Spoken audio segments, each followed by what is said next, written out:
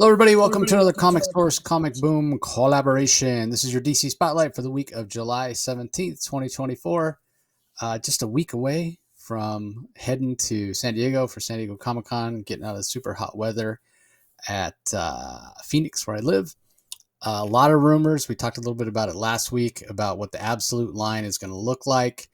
Last week, I got a press release from DC on Thursday, which had a lot of the information, but it wasn't as detailed as it usually is. Like, it talked about the panels, but it didn't say what time the panels were. It talked about exclusives, but it didn't have pictures of what all the exclusives were going to be.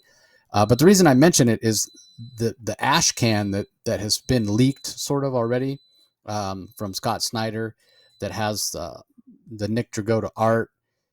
They're going to have a foil edition of that ash can, which is going to be the first time anybody sees the Absolute line. And obviously they haven't announced like an Absolute panel or what have you, but you can guarantee that will be the big announcement. The timing is right. It's about the time solicitations are going to come out. That's going to include the Absolute first issues. So yeah, like I mentioned last episode at the end, I'm less excited. The more I learn about it, the less excited I am for it.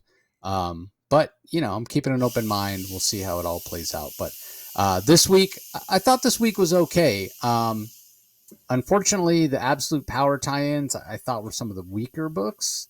And it's making me lose confidence. Like, they've hyped up this Absolute Power, and it sounds like it's going to be great. But I was so excited for these Amazo robots, and they've been maybe Amanda Waller's what I like least. No question about that. But I'm not liking the Mazo robot so far either. We'll talk about it when we get to Wonder Woman a little bit more. But anyway, what'd you think of this week overall, Rocky? Yeah, the tie-ins for Absolute Power continue to disappoint massively, and that would be the Wonder Woman chapter. And but the rest were surprisingly, I thought I enjoyed it. Everything from the ending of the story arc in World's Finest by Mark Waid to the next chapter in the Nightwing Fallen Grayson was pretty good. I even the Green Lantern War Journal, even the issue of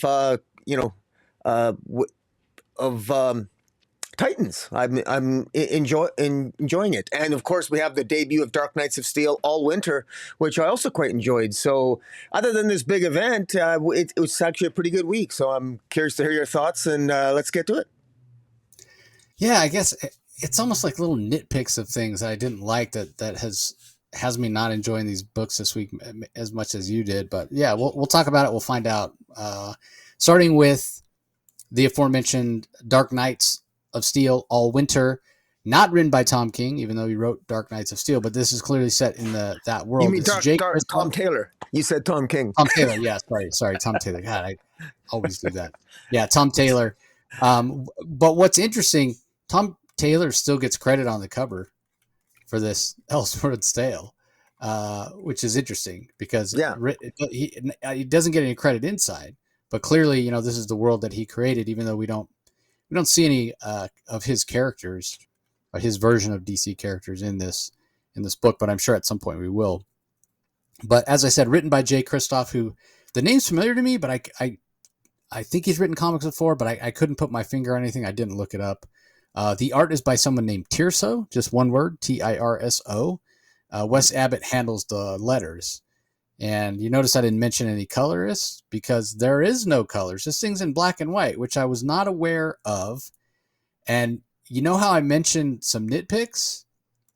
That's my nitpick. That's the number one thing that I didn't like about this book, the fact that it's black and white. Now, it might sound a little hypocritical because I talk all the time about loving to see black and white art because a lot of times you can see kind of the technique they use with the penciling and whatnot. You can see a little more texture in the line work. But the thing is, this isn't like straight pencils. It's grayscale. So it is, it's not colored with colors, but grays, various shades of gray or what have you are put onto it. So it takes away the thing I love about seeing like original art, black and white line work, where you can see kind of what the artist was doing and what they were going for. It takes away that by applying this grayscale. So it's almost like they colored it, except, it's sort of the same process. It's just the only color they used was gray. And part of the reason I don't like this is because you're giving us new versions of characters. We get specifically Vandal Savage in this. We get, maybe it's Ravager, maybe it's Aquaman at the end. I'm not really sure. And we get Killer Frost, and we get Deathstroke. Yeah, and that's interesting because Ravager is the one thing that is in color, and how good does that look? And I'm assuming it's a Ravager because we'll get to the plot in a little bit here. But to finish my point, the reason I don't like it, we do get some characters that we're familiar with.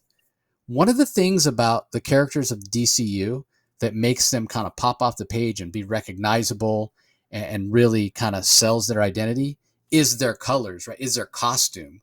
And their costume is, especially when you think about Deathstroke, his mask, the half of his face where he's got the eye where he's blinded is, just blank. There's no eye hole or whatever. And then you have the other half that's white. But, that orange and blue that you associate with Deathstroke, like the chainmail or whatever, the different shades of blue you associate with Killer Frost, those make the characters pop off the page, make them recognizable. And even though they were very different in Tom Taylor's Dark Knights of Steel miniseries, there was homages paid to their costumes that are in the regular DCU. It makes them recognizable. It adds a richness to the art. That is all completely lacking here because it's all grayscale. So it's black and white, but not true black and white because you have grayscale. So you don't get to see the actual, work that the artist put in, and because they cover all that up with grayscale. And then, like, who's who? It makes it harder to identify which characters are which. And I didn't like it. I did not like that aspect of it. I don't know whose decision it was, but man, I mean, that being said, the line work is very, very strong, and the storytelling is great, and it feels like very much that it suits the tone that they're going for, with a much darker, more somber story set in this Dark Knights of Steel universe.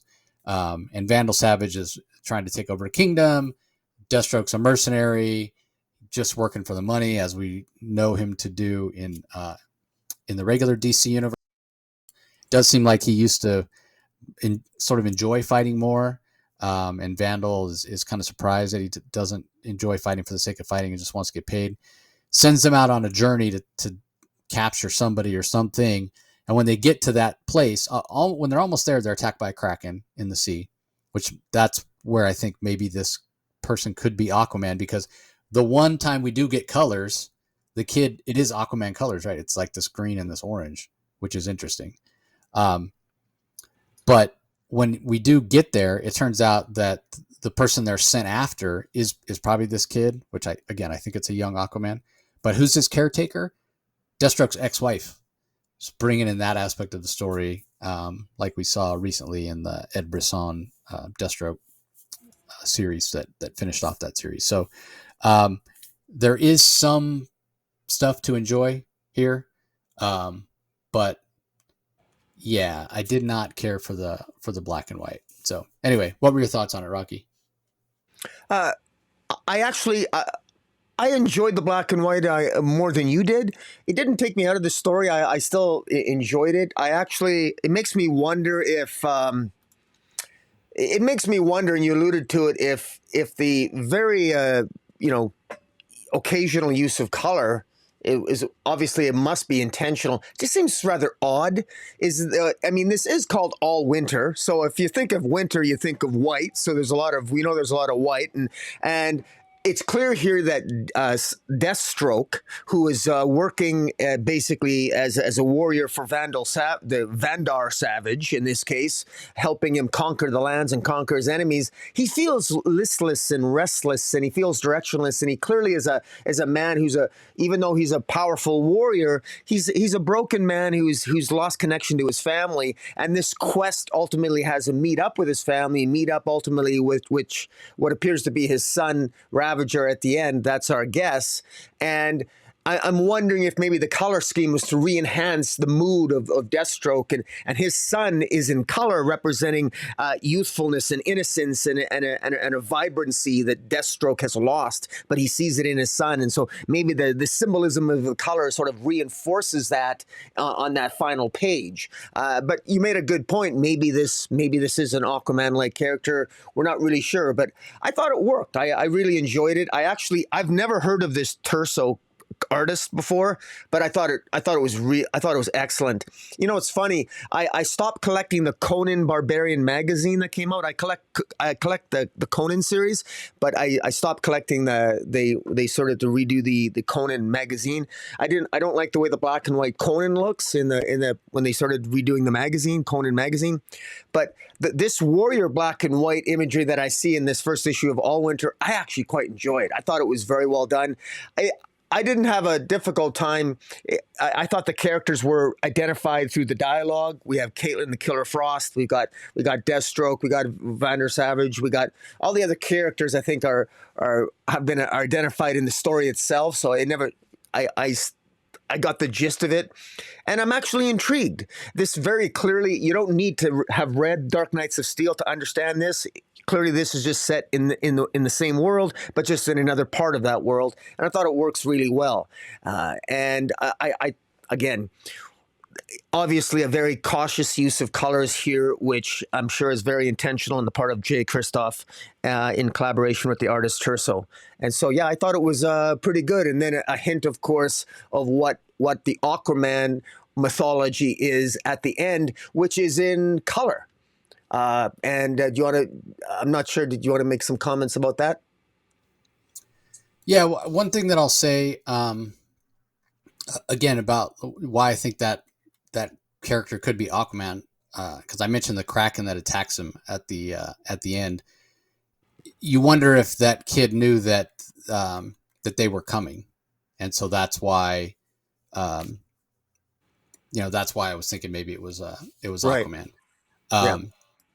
As far as the other story, let me get to the credits before I comment on it. Actually, yeah. So Tom Taylor does write that. So maybe that's why his name's on the cover. Ricardo Federici is the artist. Arif Prianto on colors. Wes Abbott on letters.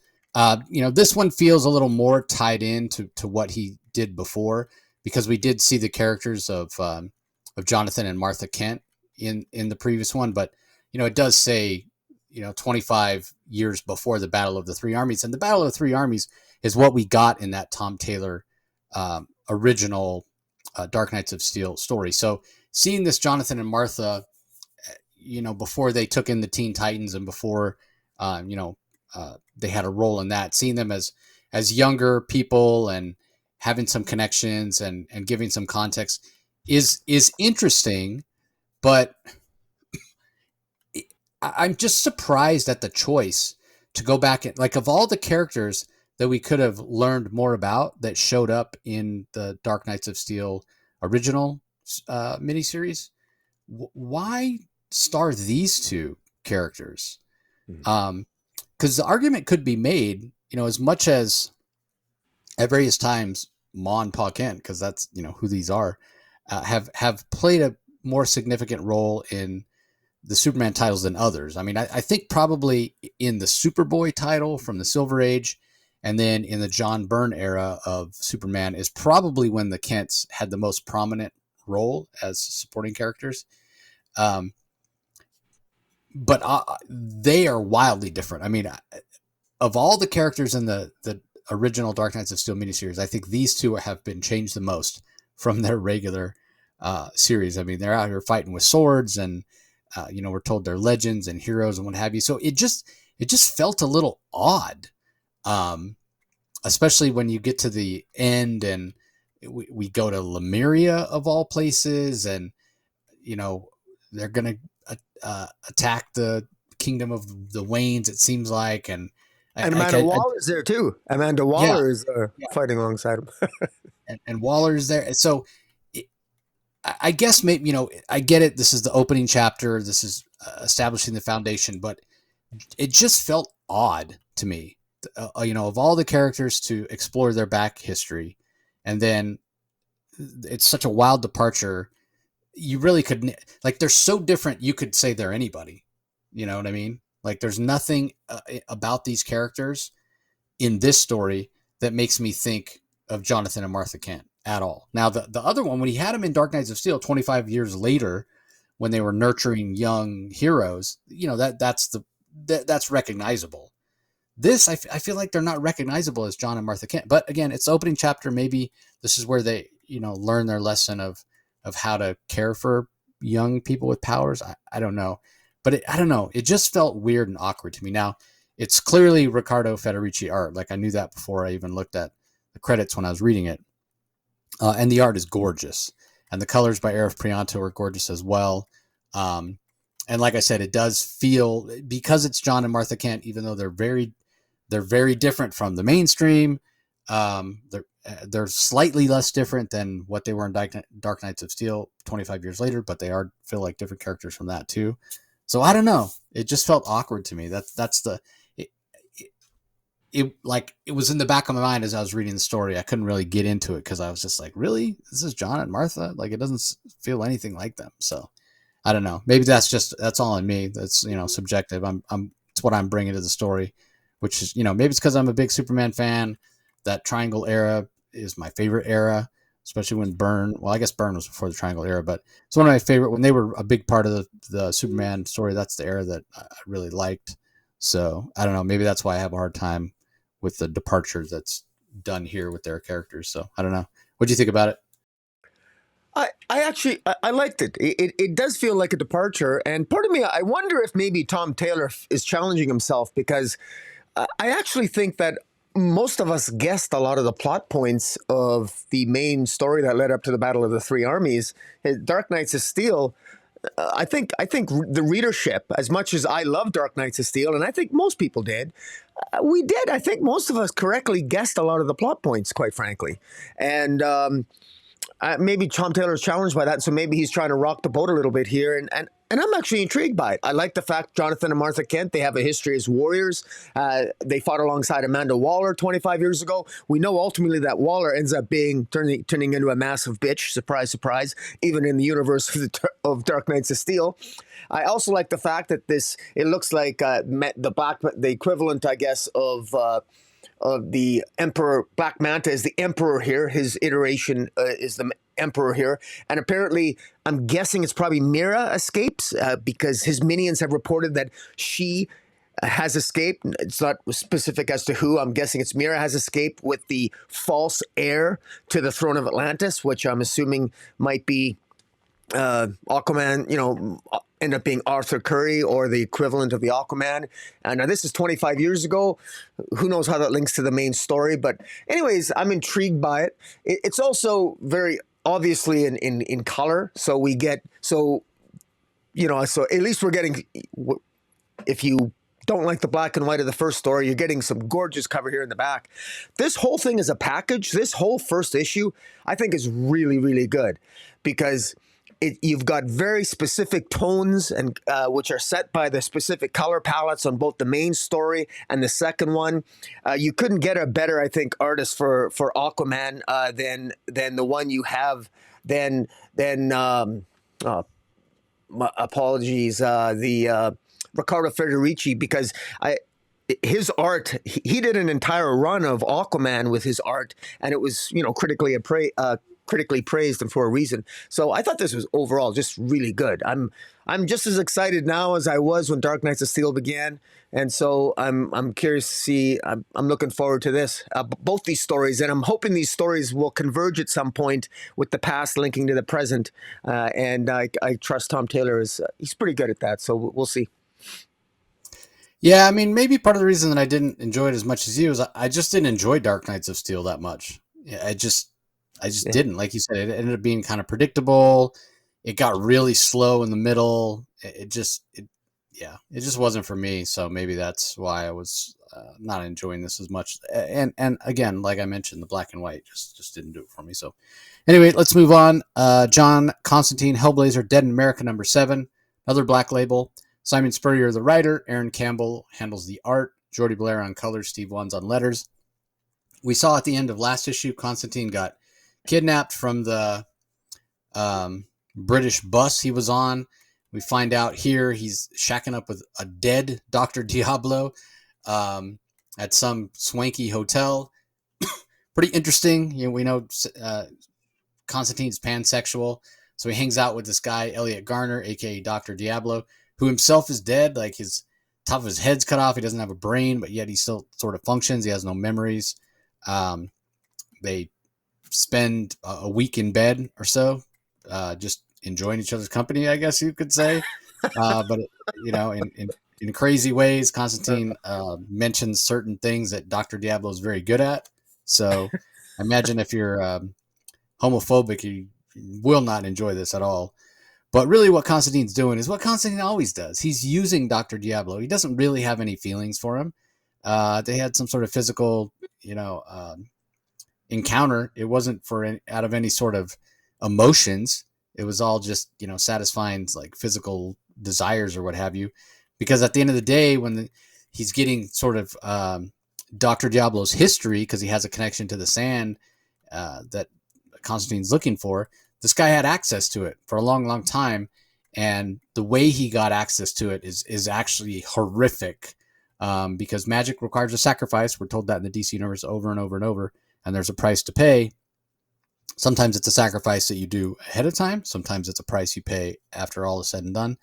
This guy killed his own firstborn child when the kid was just a little boy, like very small, like a newborn, less than a year old, in order to gain power, to gain access to the sand, which he then used to enhance his magical ability that he then applied when he was basically a psychiatrist to the stars, a psychiatrist for, really famous actors and Hollywood executives and producers and what have you.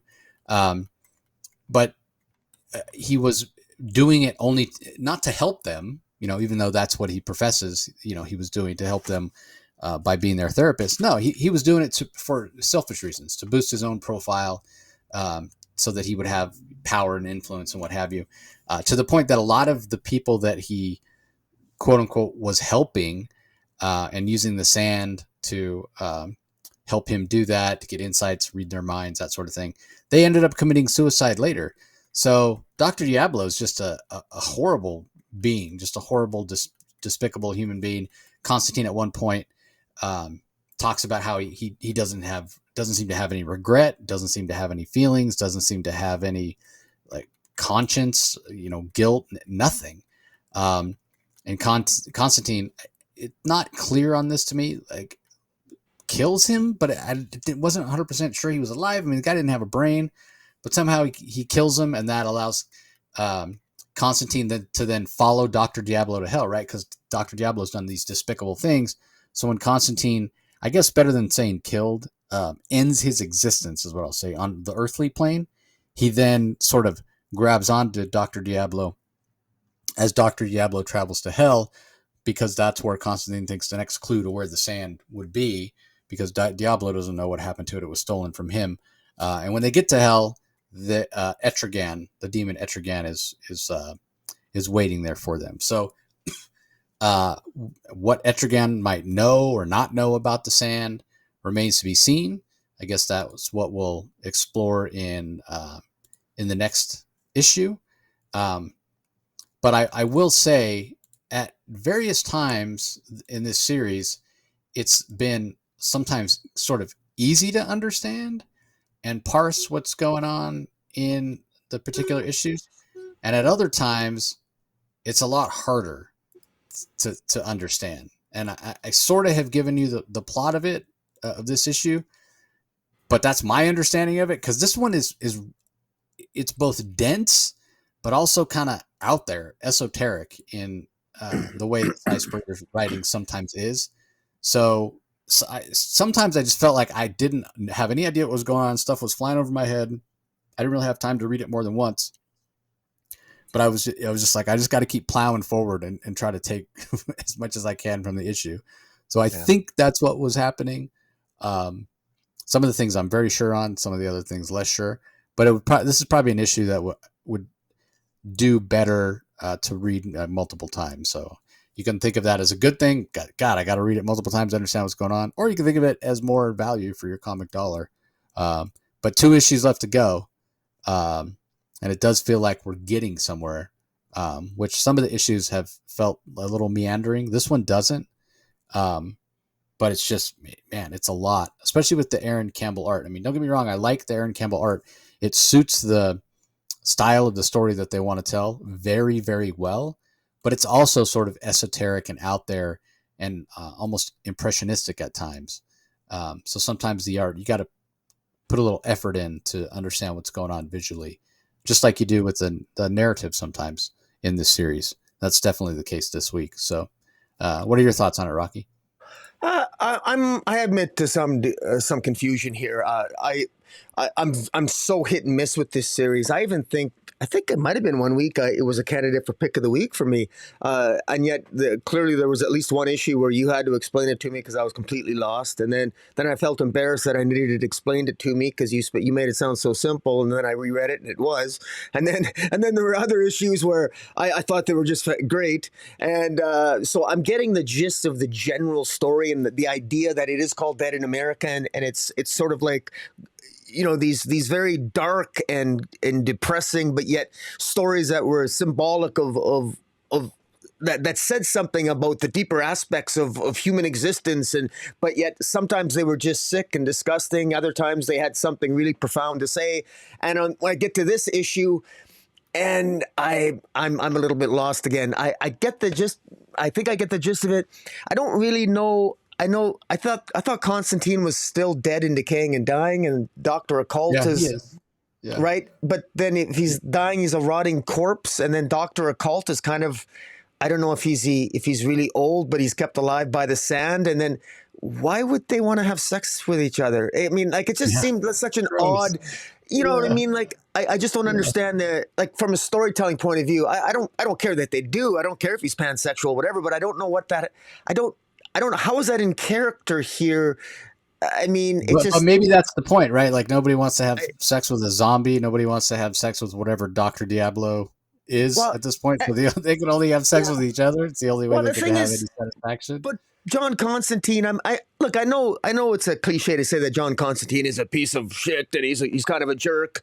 But I mean, here he even acknowledges and he figures out early on that Dr. Occult is kind of a psychopath and has no feeling. And it's revealed that Dr. Occult, killed his son and his own son as a sacrifice. And then ultimately was sort of utilizing the sand for his own nefarious purposes to manipulate his patients, or I'm guessing. And then, as he said, I think I read it like you too, that Constantine killed him or sort of ended his life or his spirit. And then the demon, Etrigan, the demon, shows up at the end. And also I think Morpheus even appears, or the Dream of the Endless, because, and for whatever reason, and I forget why, Morpheus can't just go and retrieve the sands himself for whatever reason. He needs to act through Constantine, who is kind of a walking corpse. I forget why all that is in place. This is definitely, I can't say it's a bad story. It's just very challenging. I'll say this about Cy Spurrier. I certainly enjoy this more than his Flash run, because Flash, I'm never inspired to want. I hate rereading Flash again because it genuinely makes no sense to me on multiple levels. But at least I will say about Hellblazer is that there is a story here, and it's usually the reward is there if I read it 2 or 3 times. I skim read this once, then read it a second time, and listening to your comments, it filled in some of the blanks, but it's still it's still a very challenging read. But, if you're a fan of John Constantine, and certainly his pansexuality and his sense of humor in regard thereto, this is definitely an issue you might want to pick up. Yeah, I agree. This is way better than his Flash run, but it's still out there. It still requires some effort. So, all right. Up next, we have Green Lantern War Journal number 11. I cannot believe the series has been going on 11 issues. It's a 12-issue series, so it comes to a conclusion. It feels like Philip Kennedy Johnson can bring it to a satisfying conclusion in one more issue. But I can't believe this has been going on for a year. I love this. it's been such a fantastic series, and so sometimes a series, it's like, man, it's only 12 issues. I want it to be longer, what have you. I don't necessarily want this to be longer because I feel like I said PKJ can finish it up and wrap it up in one issue. But I think it's a real testament to how good the series is and how well paced it's been that we're on 11 already, and I can't believe we're on 11, and it's been such a fantastic journey. It seems to have gone by really, really quickly. So yeah, it's really interesting. It hasn't dragged at any point, which is why I was surprised when I looked at it, because it says, that this is going to be concluded next issue. I was like, wait, what issue are we on? Oh wait, this is issue 11? That's crazy that next issue is the conclusion. So like I mentioned, Philip Kennedy Johnson is the writer. Artist is Montos. Colors by Adriano Lucas. Letters by Dave Sharp. Give us your thoughts on this first, Rocky, and then I'll comment. First of all, the art by Montos is absolutely fantastic. Highest compliments. I think the art really is truly fantastic. I got very mixed feelings here. I actually, for personal reasons, which are personal enough, because I have occasionally overshared my thoughts, my personal thoughts on some of these reviews. I'm not going to overshare my personal thoughts, but I will say that I actually shed a tear reading this issue. Which was kind of funny because, and it's for very personal reasons in regard to my own family. But the conversation between Ellie, that AI sort of Green Lantern created construct, and the mother, I just thought it really hit me. For a whole slew of personal reasons.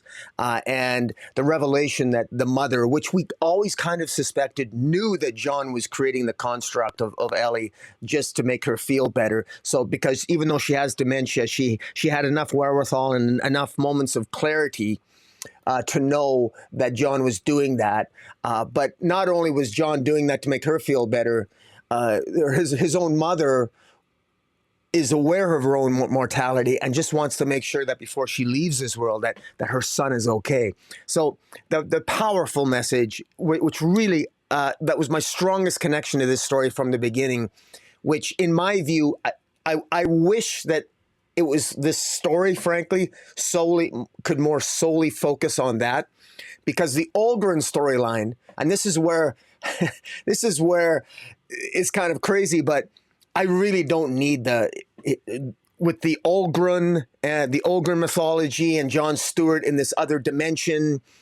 While it's all well and good, I just don't really feel that aspect of this story. It just doesn't work for me. And it's something about PKJ. He's got so many cool, awesome concepts, and some that really resonate with me. But I think maybe with this storyline, I think just too much of it was crunched into this story. But having said that, as much as I'm not a big fan of this other dimension, the Dark Star of the Fen, which frankly it seems to be completely disconnected from the mainstream universe. We have the Revenant Queen, and then we have the power of Aldrin, and I'm not really sure the Revenant Queen followed him into this Dark Star of the Fen. I'm still really unclear as to why. I'm still not sure why we need John Stewart, the builder. He discovers that I don't know. I don't know. He has to. I'm not even sure what he's doing. He's defeating the Aldrin in this other dimension, and there's some epic moments here where Guy Gardner shows up with Lantern Shepherd, and they're going to help John Stewart, and it's kind of cool.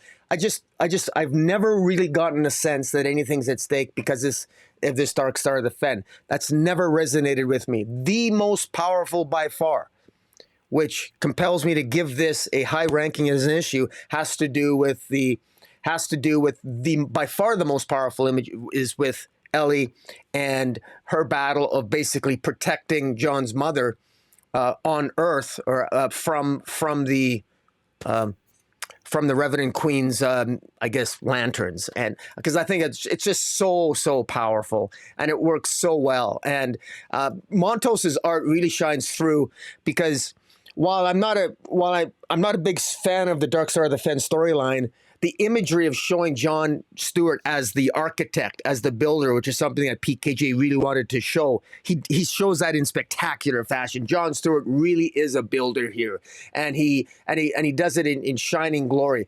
I can't pretend to know exactly what the hell happened in this Dark Star of the Fen. I just don't know what happened. I don't quite get it.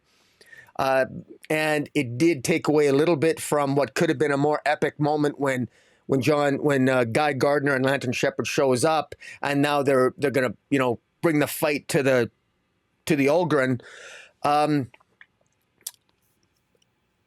Still, I got that 50-50 thing where so powerful, I'm shedding a tear, emotionally impacted by one aspect of the issue, and then I feel a little bit. I just don't want to leave that powerful part of the story to go to the other part of the story that just doesn't interest me because it feels like aspects of Jeffrey Thorne's run where it was just sort of a little bit too out there for me. But admittedly, it may have been because I was so emotionally impacted by that half of the story that maybe I wasn't quite prepared for the about shift for the other aspect, because on the one hand, it's highly emotional on one hand for me, and then the other sort of focused on the heroism and the toughness of John Stewart and the Lanterns, and then the highly emotional aspect of his mother. Maybe the emotional overlay was a little bit too much of an adjustment for me. But so high compliments to this issue, and yeah. And again, I consider it a nitpick on some of my comments, but I really enjoyed this issue. I just really. It's been a while since I shed a tear. I think the last time I shed a tear in an issue, I'd have to go back to Mighty Thor issue 704 when Jane Foster Thor made that sacrifice. That I shed a tear there too. But I thought that this really worked for me. What do you think? Yeah, I think it's really good. I didn't necessarily struggle with Dark Star of the Fen part of the story. It feels very mythic. As it felt when PKJ was first building that out in his War World Action Comics run. But it doesn't have the emotionality that the other story has with John Stewart's mom. And that's something that has existed. The two storylines, one really bringing some emotion and some kind of emotional touch points and emotional relatability to John Stewart as a character, that has been there from the very first issue. And it's something that when I had PKJ on the podcast to talk about this, that's something that we touched on, that he was specifically wanting to bring to the character. So I love that. You mentioned the Jeffrey Thorne run, and I get it in that, John Stewart does have different powers than the typical Green Lantern. But to my mind, he's nowhere near as overpowered, godlike, or what have you. And he doesn't. I don't feel that separation where Jeffrey Thorne really had put John Stewart up on another level and made him sort of separate from not only us as readers to relate to him, but even other characters. He was just kind of out there on his own, kind of isolated in a lot of ways. If anything, even though PKJ has given him these different powers, these powers of a builder, what have you, or maker, and it's been a little bit of a focus at times, in a way, he's closer to us. He is more relatable because he does care so much about his mother. He is showing more emotions and what have you. So yeah, I like the mythical, sort of legendary, if you will, aspect of the Dark Star of the Fen. It's going to be interesting to see. Byla, who we're introduced to when Stewart first got to that sort of dark dimension that he was stuck in. Turns out he was Olgrin's brother in some way, that's one thing I'm having a hard time reconciling, because this Byla doesn't really seem to have any powers, and Olgrin was like a god, but somehow Byla, for some reason, tricked Olgrin into killing his own daughter, and she's the one that's actually the Revenant Queen. And we see her in her kind of original form. So that's something that's not clear. But it is clear that PKJ knows that story, because when John Stewart learns this information, it's even said, the story of Byla is a story for another day. So clearly, maybe he'll tell that story at some other point. But yeah, for some reason, Olgren kills his own daughter. She's eventually resurrected with Olgren's power after Olgren dies, as this Revenant Queen. And, she's corrupted and what have you. She's corrupted by the madness that Olgren himself succumbs to once he realizes that he killed his own daughter. He kills his own daughter, and we're told that the madness that instilled in him, he nearly destroyed the universe. And the Revenant Queen is appearing at times to Jon Stewart in her previous iteration where she looks human, even though she appears to have powers. Which again, why does Byla not have powers? Why does he appear to be just human or whatever? Appears powerless. Because clearly, if he's the brother of Olgren, if he's the uncle of this daughter, then he should have powers too, or whatever. But anyway, she's appearing to Stewart, trying to appear to Stewart as this beautiful young girl, as opposed to the horrific looking Revenant Queen. And she's saying, yeah, we need the power. I need the power of the Darkstar Ring to right the wrongs that my father wrought on the universe in his madness or whatever. And so that's why everything is sort of broken in that area. Because at some point, and this is one thing that's not clear, Olgren is killed. He's in the process of stopping him from his madness, trying to destroy the universe, trying to destroy existence. And I'm taking it to be he was laid to rest in some sort of crypt, but that crypt has exploded. It's been destroyed. And I think, again, I'm speculating here that is that crypt was sort of a container, if you will, for his corrupt power, for his madness and what have you, even in death. But since it's destroyed, his madness is out there. His resurrected daughter, is using it to be the Revenant Queen and to infect different people on different planets or whatever, like we saw at the beginning of the story of the first arc. So when Stewart builds it, it's a fantastic image of him, saying he's a builder or whatever, and he's using, that, if you're watching us on YouTube, that page right there, where he's grabbing even the smallest little minute pieces of rubble that are floating in this area, in this Dark Star of the Fen, and puts the crypt back together, if you will, which we see on subsequent pages. And I think in some way, they're then going to try to either trap the Revenant Queen in that, because it was built to contain that corrupt power, or they're going to take the power away from her in some way and trap the power itself inside there. So really interesting, again, mythic, big ideas as we've come to expect from PKJ, and Montos does a fantastic job of illustrating all that. And then I won't say too much about there's if you're watching this on YouTube, you can see the crypt rebuilt there on the screen. But to Rocky's point about the other part of the story that he enjoys most, I enjoy them both equally. But again, it brings so much context to Stewart, makes him more relatable, makes him more interesting in my mind, as opposed to kind of the two-dimensional military characterization he's had for a long, long time, which you sort of understand, like, with what happened with him destroying the planet, Xanshi, and that Mosaic story or whatever, why he might become more detached, more inward, build up a kind of a brick wall to keep the emotions in, because he want to deal with that.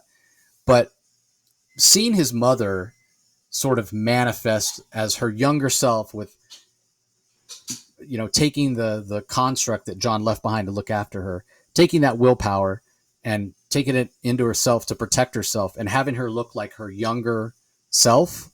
Oh my God, that page gave me goosebumps. Like, it's on the screen right now if you're watching this on YouTube. That was an amazing moment.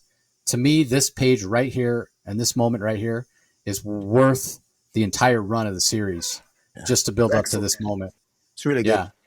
And we still have more to come. So yeah, just a fantastic moment. Absolutely loved it. Again, gorgeous art from Montos.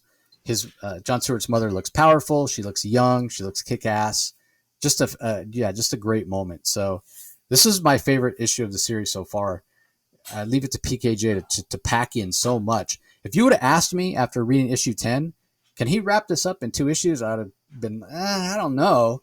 Maybe not in a super satisfying way. It's going to feel a little choppy. I would have had to eat my words, because this issue's got so much story packed into it. Such a cool explanation for the Revenant Queen, how it ties into Olgren. We still have the mystery of why Byla Olgren's brother killed him. But seeing that moment with Shirley, Jon Stewart's mother, yeah, fantastic issue. I was blown away by this issue for sure. So, all right, let's move on. Next book we're going to talk about. I'm actually not going to have too much to say about this. It's Batman Superman World's Finest number 29. Mark Waid is the writer. Dan Mora is the artist. Tamara Bonvillain on colors. Steve Wands on letters. I'm going to say this. Very technically well put together comic. As this series has been throughout, you would expect that from a professional like Mark Waid, from a fantastic artist like Dan Mora. And it suits the tone of the story very, very well, what they're trying to capture, what they're trying to do. Tamara Bonvillain on colors. I do think the colors could be a little more primary, a little more bright, but it's not deal breaker or whatever. That's the minorest of nitpicks. But the reason, and it's the same reason I haven't enjoyed this story really that much from the beginning, is this reason I don't care much for Mixia's Pitalik stories, right? This is like a huge fantasy story. They can do anything. Mark Waid, like no guardrails at all on this story because it's magic based basically, and you can do whatever you want. And it's kind of goofy with the imps, the fifth dimensional imps and whatever. And I just don't go in for these type of stories. So completely subjective. It did come to a satisfying conclusion. I'm really glad it's over because I just don't enjoy these type of stories. And that's just a personal thing. So, but very well done, very well paced. I can't point to anything that's technically wrong with it. It's just not a story that spoke to me at all. So yeah, really happy it's over. It's the best thing I can say about this. So I know you enjoyed it all along, Rocky. These are the types of stories you enjoy. So give us your thoughts.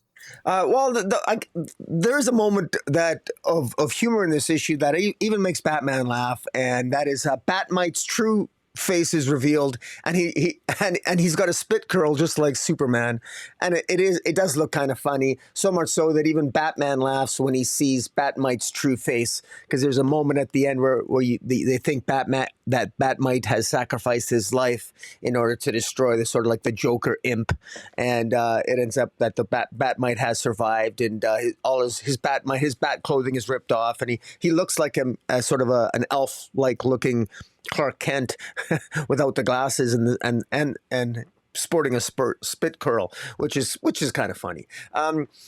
If it feels kind of funny for me to nitpick this issue, but I'm going to nitpick because we are reviewing it after all. At the beginning, it's at the end of last issue, it looked like the heroes were doomed because they were defeated because the sixth dimensional imp, a Joker imp from the sixth dimension, had sort of like won the day, and he turned Batman into a puppet.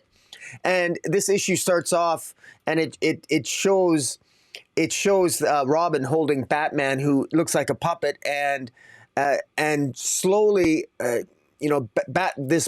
Batman as this puppet could only manage to say one word, pull. He says pull, and so the idea was, well, what does that mean, pull? And somehow, I guess Robin and the heroes figured it out that pull meant you got to pull the sixth dimension out of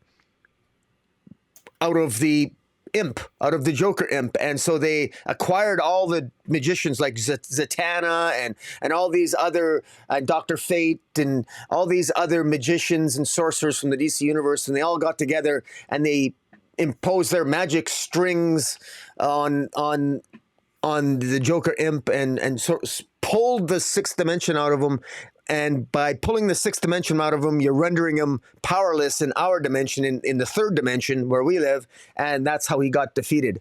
I don't know how on earth you get all that just from one word, pull. I actually thought when Batman said pull, I thought it meant like pull the string on the back of my back. So I thought so Batman could talk, because sometimes puppets, you got to pull the string before they can talk. So anyways, like a bunch of ridiculous comments, but the art's fantastic. The art's really good. Surprise, surprise. The color. I mean, it's entertaining.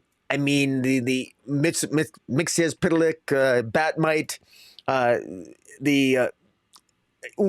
one of the things that's clearly is obvious here, but Dan Mora, the way he's challenged is he's had to draw multiple dimensions. He's had to draw in one dimension, 2 dimensions, 3 dimensions, 4, 5. I mean, he's really challenged, and he was up to the task here because what he crams onto a page is absolutely incredible. Every panel, multiple panel, every page is different with a different layout of panels. Every panel of every page, while different, the backgrounds are there, detailed backgrounds of buildings, of shadows, of colors, just really good. It's a heck of a collaboration between artist and colorist. And I want to give a shout out to, you already did, but Tamara Bond-Villain, I think it's just exceptional. And Dan Mora draws one of the sexiest Zatanas that just pops off the page. I mean, look, I really enjoyed this, and Silver Age stories with a modern day sensibility. Mark Waid's a master at it, and Dan Mora. There's no wonder that DC's hoping to maybe capture some of that magic with the Absolute Power event. So far, with perhaps mixed reviews, but I enjoy this final issue. Yeah, I knew you would. I knew you would. Because again, it wrapped up with a satisfying conclusion. Just because it's not the type of story I like doesn't mean that, like I said, it wasn't well put together and well done. So, okay, let's talk about the first of 2 Absolute Power tie-ins this week. We've got Wonder Woman number 11, The Worst of Times. Tom King is the writer. Tony S. Daniel on art. J. David Ramos on colors. Clayton Cowell on letters. Specifically referenced in the Task Force 7 issue number 1 is this particular issue, and it kicks off with Wonder Woman, John Constantine, I think it's Madame Xanadu, Jason Blood. Who's the demon, Detective Chimp, and then Mary Bromfield, who's Mary Marvel, and Billy Batson, and they're all playing cards. And they're basically hanging out together. They're sort of hiding out because the Amazo robots are out there, and they don't want the Amazo robots to get their magical powers, which it's really interesting to me because I think a lot of these characters, they've been depicted in the past, and most times I think it's true, that they don't sort of inherently have magical powers, maybe with the exception of Zatanna, who's not even here. And obviously Wonder Woman, it does seem like in recent years, they are trying to, they put her in Justice League Dark, they are trying to lean a little bit more into her mystical origins, if you will. But back to my original point, they don't necessarily have inherent powers. They learn spells, right? Or they learn how to do magic. It's like a skill. So I find that to be interesting. Could that really be taken? It's not the same as taking powers, from somebody else where they're sort of inherent. But I guess if you think about it too much, it all falls apart because how are the Amazo robots taking the powers? They're not changing the physiology of these beings. So anyway, I just thought it was kind of weird and kind of wonky. But when an Amazo robot does show up, for some reason, it speaks like Charles Dickens. It's quoting from Dickens novels constantly. And it'll read part of a Dickens line and then make a little click and then read more. It was like really annoying. Not so different from kind of the annoying way that the Amazo robot talked in Task Force 7. Number 1, like I don't understand why these Amazo robots keep talking in like 1880s syntax and what have you. Like it's just really strange and really wonky. So anyway, it's a big fight between these this Amazo robot and these various magic users. It does seem like Wonder Woman sort of sacrifices herself so that most of them can escape. And we do see Mary Marvel and Billy Batson go off in their civilian identities, I guess you'd say, and are sort of, it's intimated that they shouldn't change into their superhero identities because that's just going to give more powers available to be stolen for the Amazo robots. But there's not much more to this than that. Like it's just a big fight between these magic users and an Amazo robot, and you're sort of, at least I was, it's like 6-on-1 here. And I get that the Amazo robot can steal their powers if they touch it. And Wonder Woman seems to like, she's the one that is aware of that right from the start. She fights the robot, but at a distance using either her tiara or her lasso, Whereas, a lot of the others, like Captain Marvel, he's going to have to go up there and punch. He's going to be, close enough that the Amazing Robot can touch him and then able to steal his powers or what have you. Whereas Diana can sort of is better able to fight the robot at a distance. But at the end of the day, the Amazing Robot does get its hands on Wonder Woman. I assume steals her powers.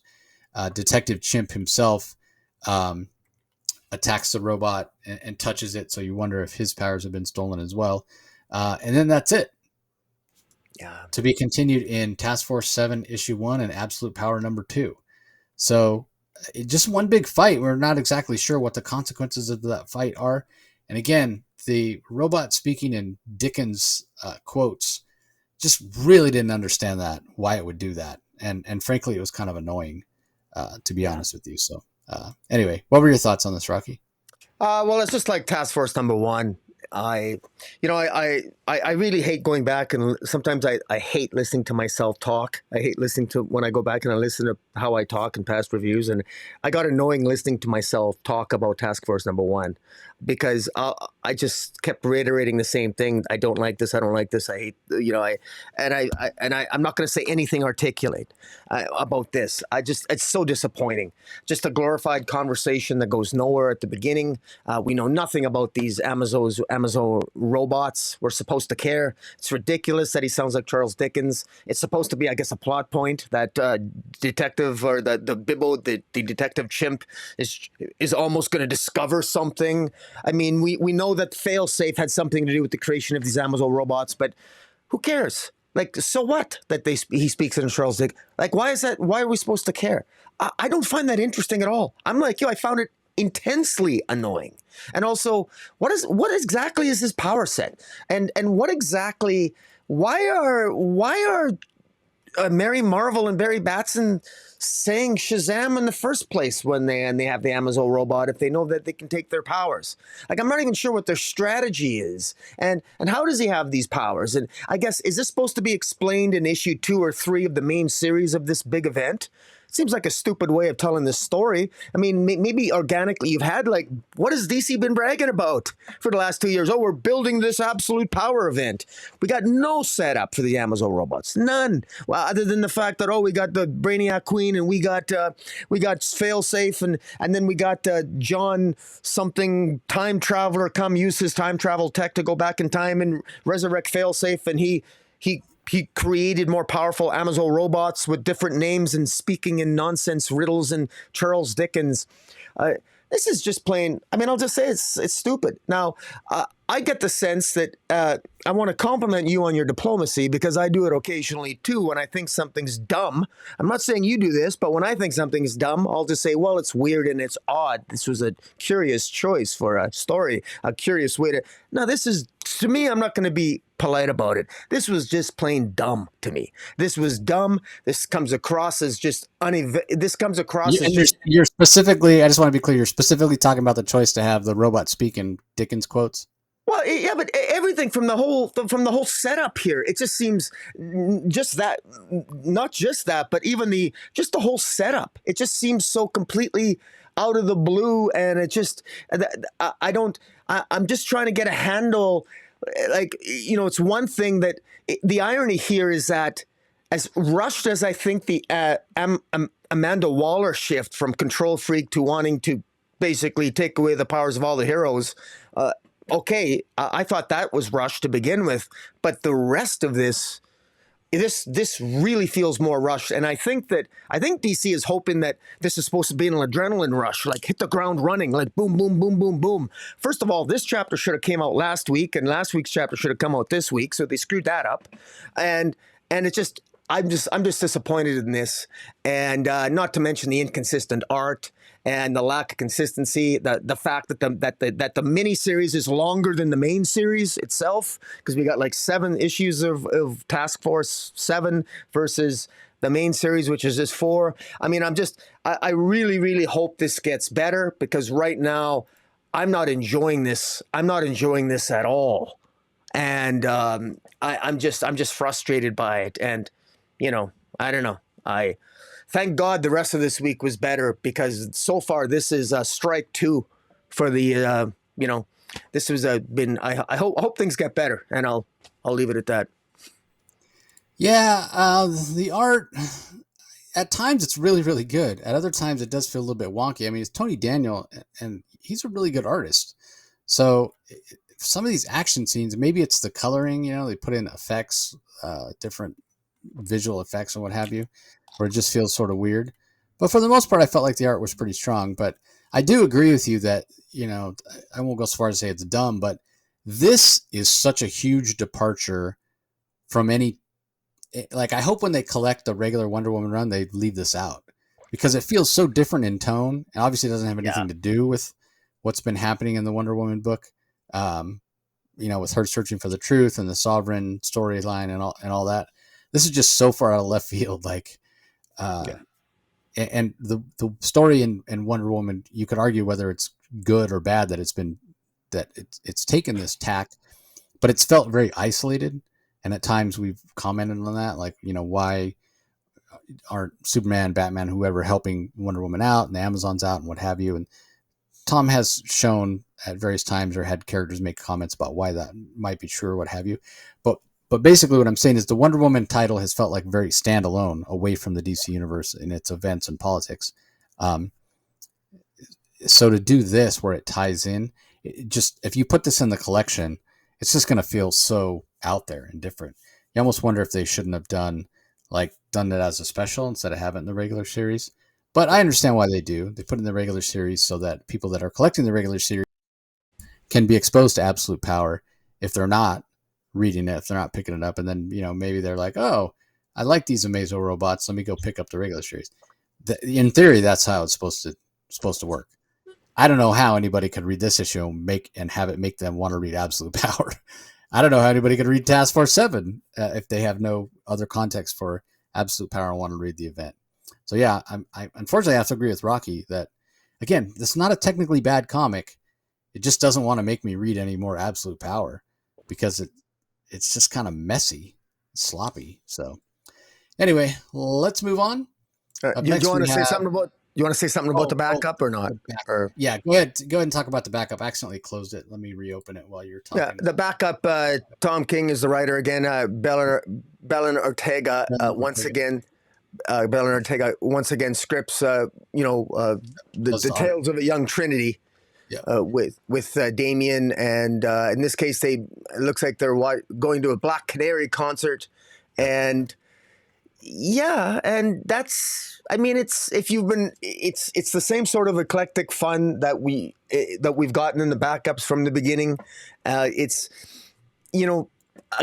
I still have an ongoing frustration that we don't even know we're supposed to be. We haven't really got much of a Trinity origin yet, and yet we're sort of watching her sort of grow in these vignettes, and every single one of these Trinity stories is in the context of her hanging out with John Kent and Damian Wayne. Clearly, DC has an agenda here. They want to make sure that Trinity is seen as regularly hanging out. So we have like the next generation Trinity. When I say Trinity, I mean the Trinity of Superman, Batman, and Wonder Woman, next generation. And it's good. It's funny. I mean, I guess it is what it is. I think it has a silliness factor to it. But the Ortega art is the one thing that's sort of completely. It very much stands out, and very clearly there's a similarity in tone and feel. And silliness and wonkiness in the way that all this next generation, and I would put these sort of backups. It reminds me with a little bit of Sinister Sons. It reminds me a little bit of Super Sons. It reminds me. I mean, they're all sort of that same vein. And DC continues to try to sort of capture that magic of Super Sons. And I'm not sure if they really have or not. It's hit and miss with me. Because I just feel it's such a different, divergent tone from the main story, and always has been.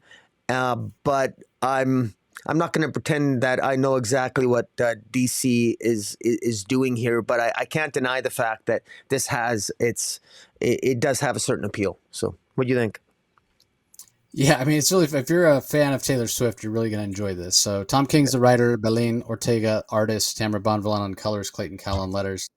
there's all kinds of references. Basically, the story's establishing Black Canary as a Taylor Swift like entertainer in the DC universe, which I always thought it was kind of weird. Like she supposedly has this huge pop career, but she's out there being a superhero. Like I don't think you'd have time to do both.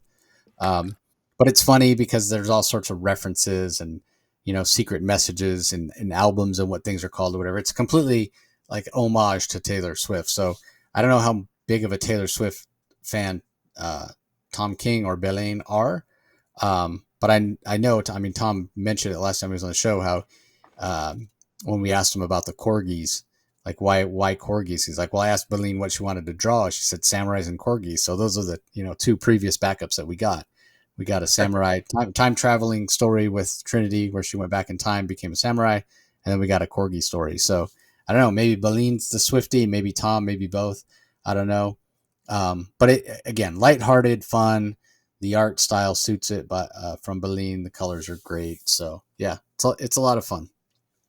All right, now I can actually close Wonder Woman 11 and move on to Catwoman number 67, Catwoman 9 Lives Part 9. I guess I'm wrong. I assumed that it was 9 lives. It would have 9 parts, but apparently we're going to have 10 because it's not over by any means. Even though Catwoman collapses at the end of the issue and she really needs that fragment of the meteor that we've learned last issue is stuck in her brain. And you will never guess who they're getting to do brain surgery. Throughout the issue, it's mentioned multiple times. She needs a surgeon. She needs a very good surgeon, a very talented surgeon to remove this Lazarus meteorite fragment from her brain so she won't die. Throughout the issue, like one of her eyes is all bloodshot and red, which is an actual thing that can happen if you have a brain tumor, something foreign object in your brain, push on the optic nerve or what have you. But you never guess who. It's Thomas Elliott. It's Hush. Hush is the one that's going to operate on her. So really, I love that connection. Not just a connection to the DCU, as a whole, but specifically to Batman, right? I mean, Hush debuted as a Batman villain. So I really, really enjoyed that. I like the characters. At times, it's been sort of wonky.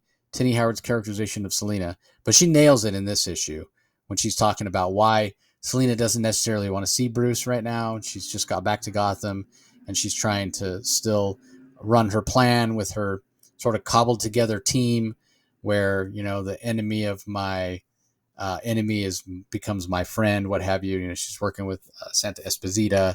She's working with Pink Flamingo to take down Viceroy, even though there's not a lot of trust there. So yeah, she's still focusing on the mission. She still has that as her primary goal to take down Viceroy, but struggling because of physical debilitation because of this meteorite, struggling because at the end of the day, I can agree with this or not because I don't like Batman and Catwoman together. I've said it 100 times. But struggling, you can tell she wants to see Bruce. She cares about him. But again, that feeling, that ego that Catwoman has, again, good characterization from Tini Howard, to say, but I want to see him, but he can't see me like this. He can't see me weak. He can't see me sick. He can't see me in this condition. Completely believable as something Selina would do. So how this is all going to play out remains to be seen. But I thought this was a good issue. Again, great characterization. Love the fact that Hush is going to be the one, to operate on her. You could see Hush, doing it just so he can get his hands on that Lazarus fragment. Who knows what plans he could have for it or what have you. So, yeah, a lot to like in this issue. I think Tini does a great job. The Carmine Di Giandomenico art, it's recognizable as his art. It is what it is. I've said about the guy 100 times. His art works best on Flash in my mind because it's a loose style. It's kind of kinetic. It doesn't work as well on a Catwoman book because his art is very angular, which, I like a little more rounded style for a female headlined book. But it works. It works. The Veronica Gandini colors, again, very good. Tom Napolitano is on letters. David Nakayama has been doing the covers for these for quite a while, and the main covers is fantastic as well. You can see Selina there, and I do like that she's back in her old purple costume. Because man, I hated that costume. That I think Joelle Jones is super talented, but I did not like the design of her last costume that Joelle debuted in her first issue of Catwoman, and it carried over to this one, where it was like covered a lot of her, but like specifically the armpits and shoulders were cut out. It was like, what? Why are her armpits like exposed? Does she sweat a lot? Does she need to have them aired out? Like I hated that costume. I thought it looked so stupid. My favorite, I've said this before too. My favorite Catwoman costume is like the mid '80s where she had the long, kind of the longer skirt. That's my favorite. But anyway, I thought this was a solid issue. What do you think of it?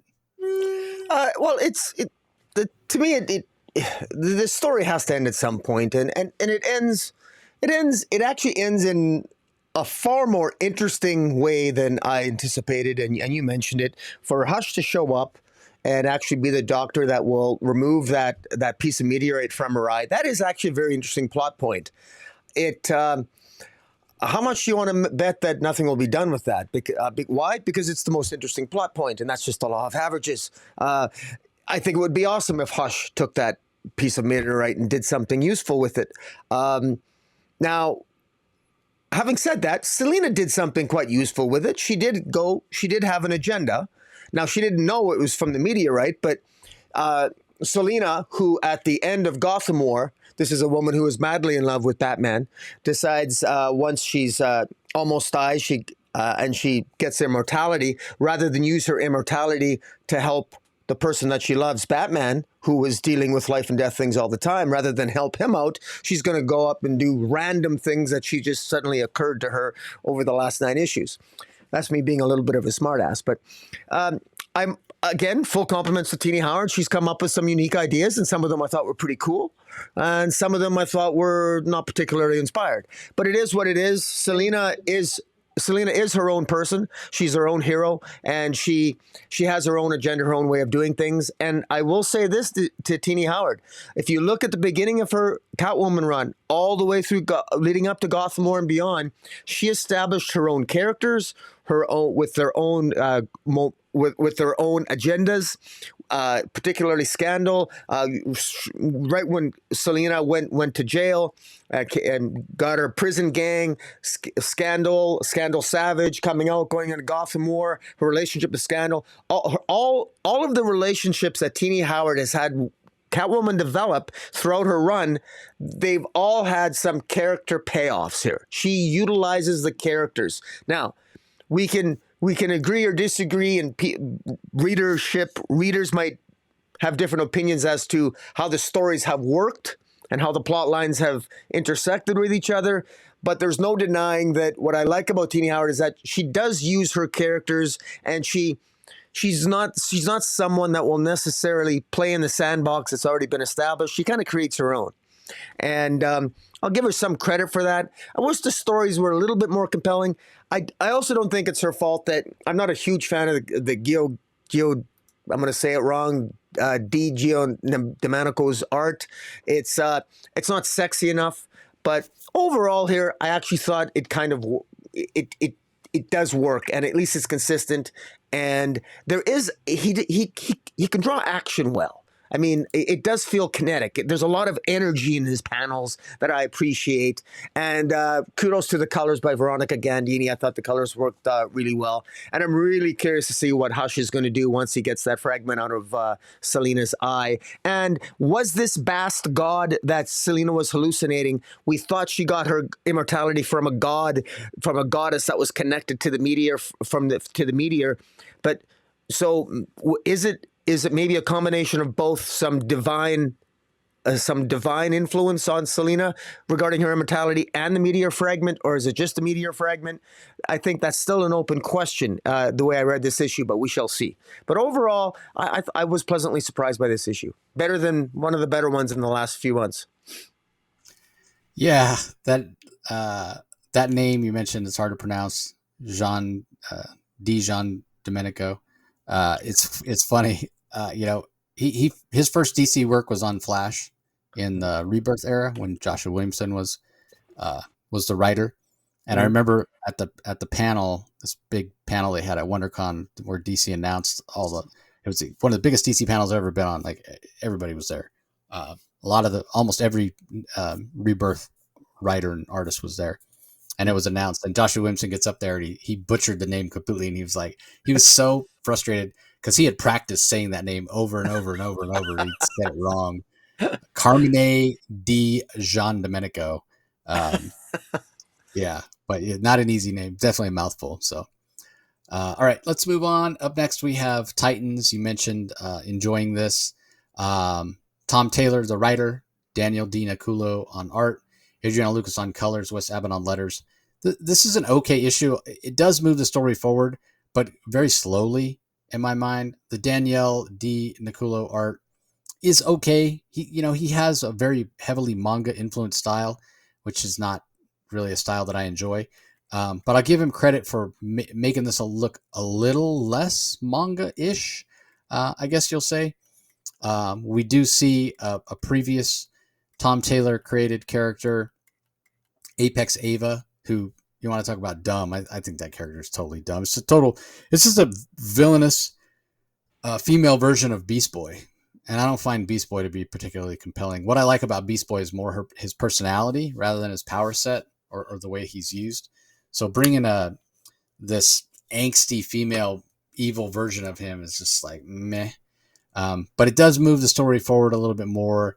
At least the Titans are aware that Raven is trapped, and the Raven that they see is not the Raven that they think it is, and so things are moving forward. They are starting to come together, but again, very slowly paced. And I look at this art. It's not fair for me to compare it to Nicola Scott because completely different style of artist. But she was the one that launched the series, and at least early on, even though this pacing was slow as it's continued to be, at least I had gorgeous Nicola Scott art to look at.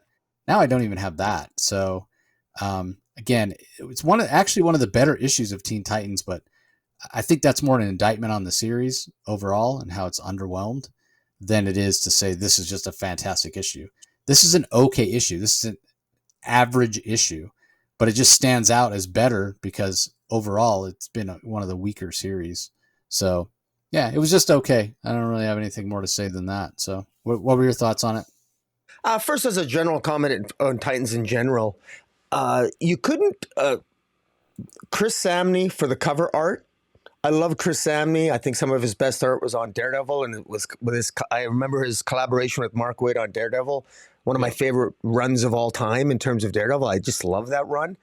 But his art, it's not appropriate for Titans. It just doesn't fit. It doesn't fit the covers, in my opinion. And so it just goes to show you can be a fantastic artist, but what you're drawing and what you're assigned to matters. And this was a miss. The interior art, absolute miss. With all due respect to Daniel Necuolo, whatever. When I think of how far this title has fallen, when you think of what the hope was for Titans going back, we're only in the 13th issue. What the hope was for this series, it had its high point with Beast World, but even that was it almost feels like an aberration. It's just shocking. It's shocking how far this title has fallen from grace, from the heights of which we had hoped it would aspire to. Hasn't done that at all. Now. This issue starts off with God, my God, Hera of all people, the goddess Hera. Just whenever Hera appears, it's an underwhelming story. Whether it's in a miniseries with Wonder Girl or whether it's in the pages of Wonder Woman or Trial of the Amazons, God forbid. And here she shows up. The quintessence is really concerned about the winged. About the dark side of Raven, and Hera is there, and she wants to.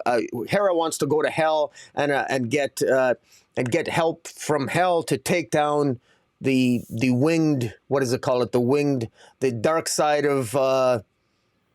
What do they call her? The winged vengeance or the winged angel or winged devil. The dark side of Raven. Oh, the Dark Wing Queen. You can tell I don't really like that name because I can't remember it. Doesn't really flow off my tongue, does it? But in any event, I just thought this was very meh. I was also disappointed with, this Apex Ava, this character that I would have... maybe she would have popped off the page if it was drawn, if it was a different style artist, because the Apex Ava character, which got her powers essentially out of the pages of Beast World from basically Beast Boy himself, or an aspect of Beast Boy. She's a sexier character than she appears here. Art matters, and this isn't up to stuff. That's the Purian fanboy in me talking. I'm selfish, and I'm also, manga's not my preferred style. But as a story itself, it is. I think it did do what it needed to do. Apex Ava is now, we've got her first confrontation with Beast Boy. I think it is kind of cool. I like the fact that she can assume the powers of anything that she kills. So anybody that she kills, she acquires their powers. So that's really sick and dark and foreboding. And so she's hoping she kills Beast Boy, she gets all of Beast Boy's powers. There's something really dark about that. And I like the fact that Apex Ava is in fact evil. There's nothing redeeming about her. There's no vain attempt to try to make it feel sorry for the villain. Thank God we finally get a villain, somebody who I can just hate for the sake of hating them. Why can't I just hate a villain for being a villain? Let her be evil. She's evil. Please God, leave her evil, because we need more evil in the DC universe. And now how is this going to resolve? Well, we get the Spectre showing up, who's also a member of the quintessence, along with Hera. And so obviously this Darkwing Queen, this darker aspect of Raven, is clearly more of a threat than she's been appearing at now. And the Titans might have more to do before the summer is over, other than fighting forest fires in Borneo. But yeah, forest fire, yeah, 100%. But I agree with you on the Somni art. He's a fantastic artist, but yeah, not suitable for this. But man, Tom Taylor's we've talked about that. We've said it so many times. He's so talented. But he definitely does seem to shine more on the Elseworld style of stuff, even though like I said earlier, I didn't care that much for his Dark Knights of Steel run, and Nightwing's in continuity, and it's been inconsistent, but man, this last arc seems like he's really going all out. But it's just sad that Titans has been underwhelming. And maybe part of it is that I've never been a big Titans fan, even though individually I like the characters. I like Cyborg, I like Nightwing, I like Donna Troy. So anyway, let's move on. Our second direct Absolute Power tie-in for the week is Superman number 16, Magic is Real Part 1. Joshua Williamson handles the script. Gorgeous art from Jamal Campbell. You want to talk about a sexy Zatanna. Ariana Mayer on letters, because Campbell handles his own color work. So give us your thoughts on this one, Rocky. Well, this one I actually enjoyed. Okay. I mean, this is the first Absolute Power crossover. I actually enjoyed this one. Jamal Campbell's art is absolutely fantastic. I love the way this started off. A young Clark Kent trying to be a magician. As a young man, likely without his powers yet, trying to put on a magic show, pretending to be a magician. Clark, the conjurer, in front of his parents, Jonathan and Martha Kent, and failing miserably, picking incorrectly guessing the card. And it ends up being just Superman dreaming it as he's being operated on by Mr. Terrific and Dr. Midnight, because Superman was, of course, shot last issue, or at the even the Free Comic Book Day issue, where Superman's stopping some bank robbers and he gets shot because he's lost his powers. They're now working to save his life. I think I really liked how Joshua Williamson scripted this. I love Joshua Williamson's really good on the finer details. Like they're even though Superman is vulnerable and they don't need a kryptonite scalpel to cut into him, they still want to have one on standby in case, I think it's Mr. Terrific made a very good point. What if we're operating on him, and while we're in the middle of we're operating on him, he suddenly becomes invulnerable and we can't penetrate his skin and we've just cut him open? What the hell's going to happen then? So I love the fact that it's kind of an unknown or crazy thing to think about, but I like that attention to detail there, and it really worked. And it actually added to the height of the moment and the seriousness of the moment. Meanwhile, because we know that, because Superman is genuinely off the playing field, and Superman is the most powerful person in the DC universe. And boy, oh boy, this felt all the gravitas of this Absolute Power event that was completely missing in Task Force 7 #1 and in Wonder Woman 11 that we just finished reviewing. I felt it here. And it's this type of gravitas and this type of what's the stakes should have been present, frankly, in those issues in some capacity. But at least we got it here. Let me interrupt you real quick, Rocky. I agree with that statement. And you know specifically what I'll say, why I think this one feels more serious. What's missing? What does not show up in this issue? An There's Amazon no robot. stupid Amazo robot. Amazon, yeah. No, that's a very good point. And yeah, because it focuses on the characters themselves. And thank you for interjecting because it leads me to make a point that I think one of the ones that maybe you're alluding to is that it's the best big events are the ones that focus on character. And, this really felt in this issue, we got to focus on Mercy, on Superman and Zatanna, on Lois. And we got genuine focus on the characters where they feel that they're fighting for their lives, and it's the focus on them. And, with the issue Wonder Woman 11 and the Task Force 7, that the focus just seems on these thoroughly uninteresting Amazo robots and just no care. Like it's just not there. But this whole issue is it's really good. You can feel the stakes. They have to meet at the Fortress of Solitude. I find it interesting that of all I'm surprised Amanda Waller hasn't taken over the Heroes Network. I'm using that phrase, Heroes Network, from the Bendis era, where the Heroes Network being the connection between the Fortress of Solitude and the Bat Cave and the Arrow Cave and all these other things. I would have thought that she would have taken, I would have thought Amanda Waller would have taken out the Fortress of Solitude, but I guess not. They're meeting there.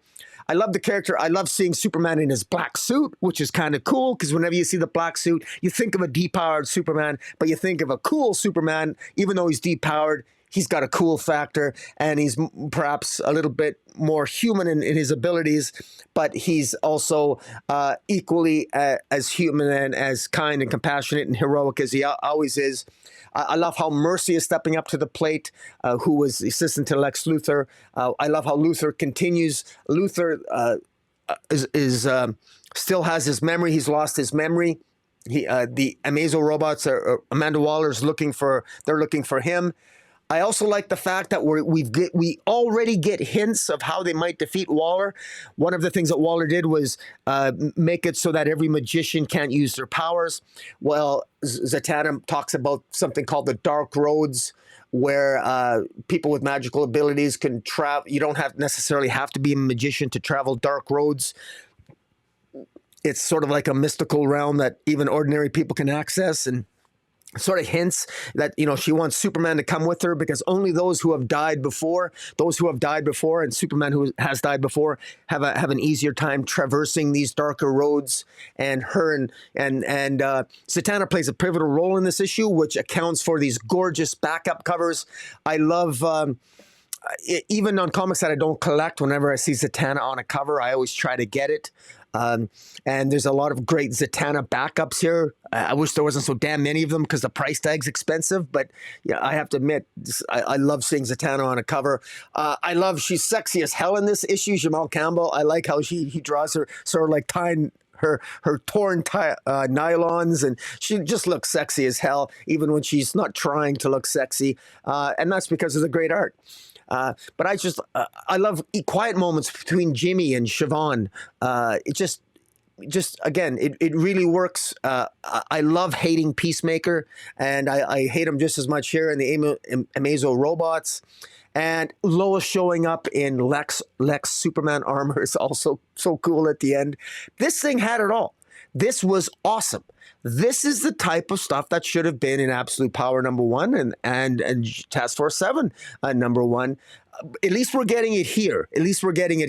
But you mentioned a very good point earlier about when DC collects all these stories, they might want to rethink how they want to put the order of these stories in terms of, because this is how you start off. I'm more excited about Absolute Power reading this Superman issue than I am reading the last 4 issues that purported to be about it in the first place. But what do you think of the issue? Yeah, I mean, you're right about it focusing on character. And you know what this reminded me of?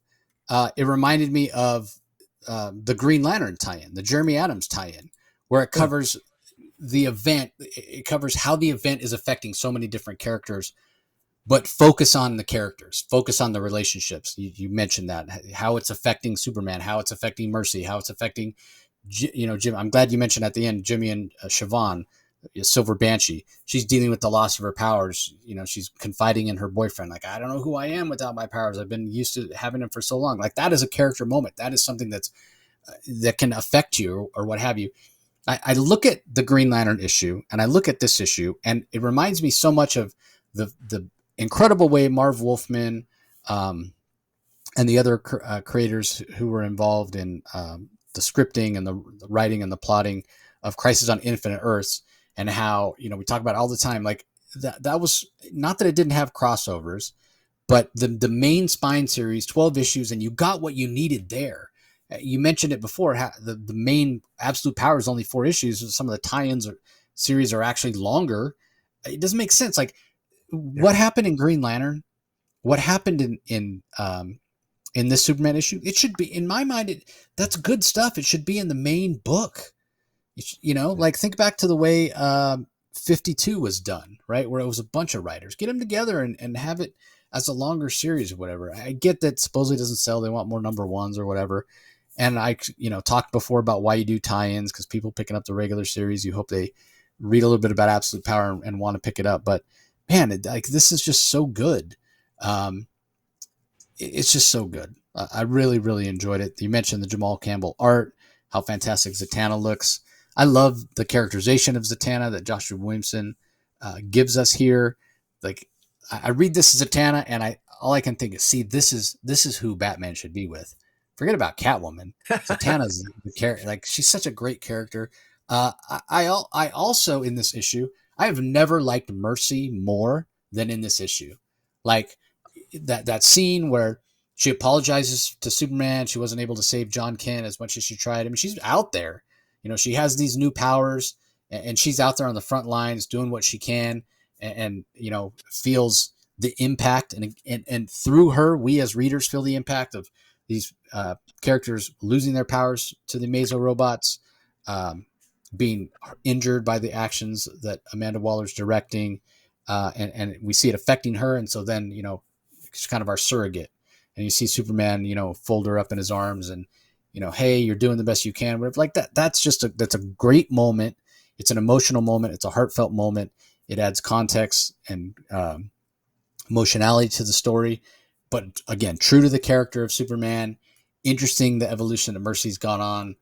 She was a little two-dimensional when she first showed up in the pages of comics, based off, her appearances in the Batman, or not Batman, but Superman Adventures, Superman animated series. So yeah, there's a lot to like in this issue. You mentioned Wonder Woman showing up in the Superman armor at the end, very reminiscent of the Superwoman. Lois. That was Lois showing up. Lois. Yeah. Lois. Who did I say? You said Wonder Woman.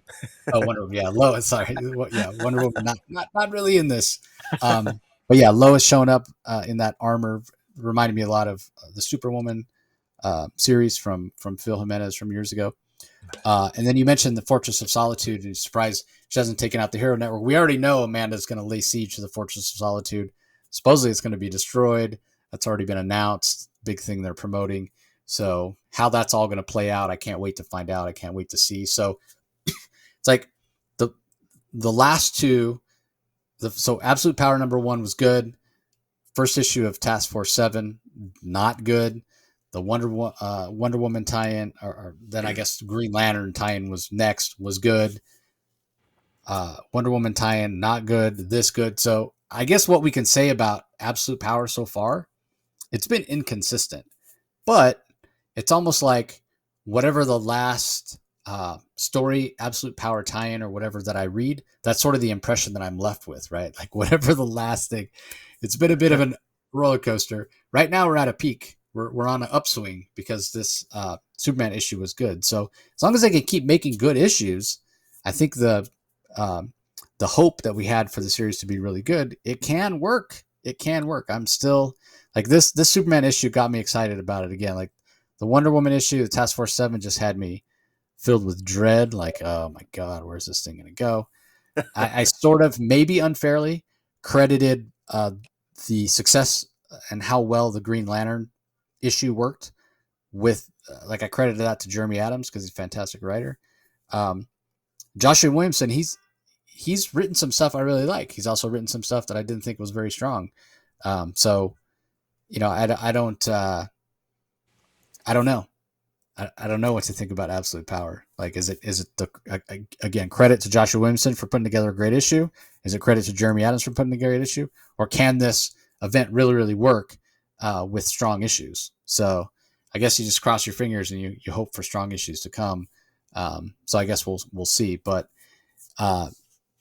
again, I got to point to the fact, like, the two tie-ins that have been the worst are the ones with the Mazo robots. Yeah. And that is not what I expected at all. Like, when we saw the designs of the Mazo robot, I was like, they look so cool. I can't wait. I still go back to what I said before, not to play editor or what have you, but they should have just had the Mazo robots just as these silent, menacing characters, and not saying anything, just fighting. Exactly. And the moment they open their mouths, it's like an annoying girl. It's like a beautiful woman who looks amazing, and then she opens her mouth and ruins the experience. Yeah. Because her voice, not because we don't want to hear what she has to say, but because she has like a super high pitched voice or a super low voice, like Chandler's girlfriend on Friends. Yeah, exactly. Bing! Yeah. Oh my god. So, exactly.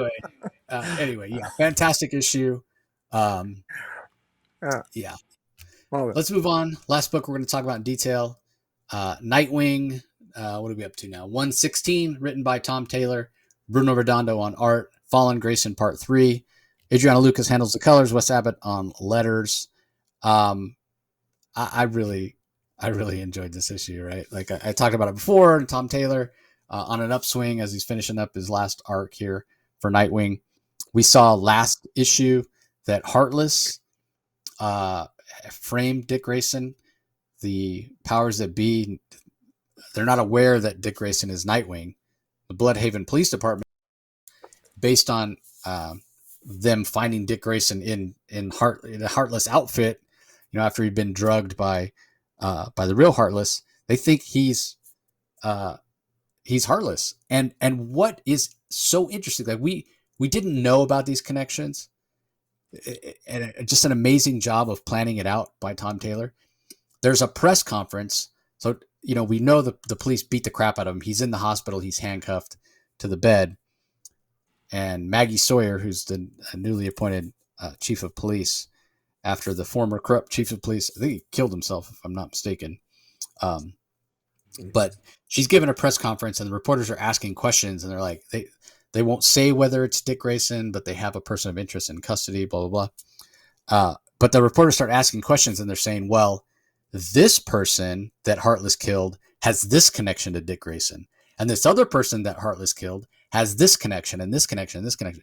It's clear that Heartless it seemed random at the time who Heartless's victims were, but he was totally had this plan that makes Heartless, seem much more diabolical, much more formidable, that he was killing all these people, that he was framing Dick Grayson. He was framing Dick Grayson, and at the time we didn't know it, and it all comes together in this issue.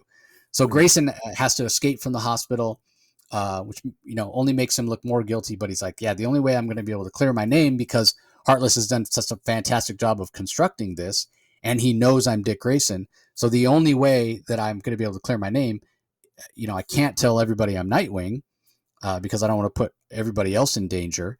Even though Barbara Gordon says, we'd all be willing to give up our secret identities if it came down to it. We've said that to you before. But basically, Dick doesn't want that. He says, I need to learn to fly again. I need to learn to leap again. And we do find out that he was drugged at some point by Heartless. It's not clear when that happened to me, though. It wasn't when he got drugged at the party, because that just happened last issue. And we know that it's this fear of heights, this inability to leap, has been affecting him for quite some time. So at some point he was drugged. They find traces of a toxin similar to the Scarecrow's fear toxin in his bloodstream. And so he's got to figure out how to leap again. And he's going to do that by going to the person that helped him learn to leap after he had the fall that we saw a couple issues ago when he was a very young child. The person that showed up at the circus to help him was Boston Brand, was Deadman, who, again, nice connection, because right now in the pages of Batman Brave and the Bold, we have a Nightwing Deadman team up from Tim Seeley. So I like this. It's kind of establishing they knew each other way back when. And if you do what I do sometimes, and they go back and add these retcons in and go, well, that doesn't make sense. We would have heard about it before. Taylor's aware of that, and what he does is he says, we're going to, Boston Brand, Tom Taylor has Boston Brand say to Dick Grayson, I'm going to help you, but we're going to keep it our little secret. You can't tell anybody. So I really appreciated that. And I appreciated that Dick has to go on this journey, this quest. And that's what we saw at the very beginning of this Fallen Grayson, where he's walking in the mountains in the snow, whatever. He's got to go to Nanda Parat, which is the mystical city where Deadman got his powers, Rishka or Rivka or whatever the heck that powerful mystical female character is. And so Grayson he journeys there. And again, you're like, well, why didn't he just have Batman or Superman or somebody take him there? Why did he goes on a boat to get out of the United States, and then he takes a train from Portugal, and he drives a car, and then he's hiking, and he's like, I need this alone time. I need this to kind of recenter myself, to recover from the injuries and what have you. It's not about getting there. It's about the journey as well. But he does take Bitewing with him, so that he's not alone. But just a fantastic. We talk so many times about how good Tom Taylor is at characterization. This is a fantastic use of that while still moving the narrative forward. He's not always good at that. Sometimes, and we've talked about it with Titans, we've talked about it with Nightwing before, where an issue has so much focus on character that it doesn't feel like there's forward momentum in the plot. Taylor doesn't fall into that trap this time. There's plenty of forward momentum in the plot. It feels like the story's moving forward.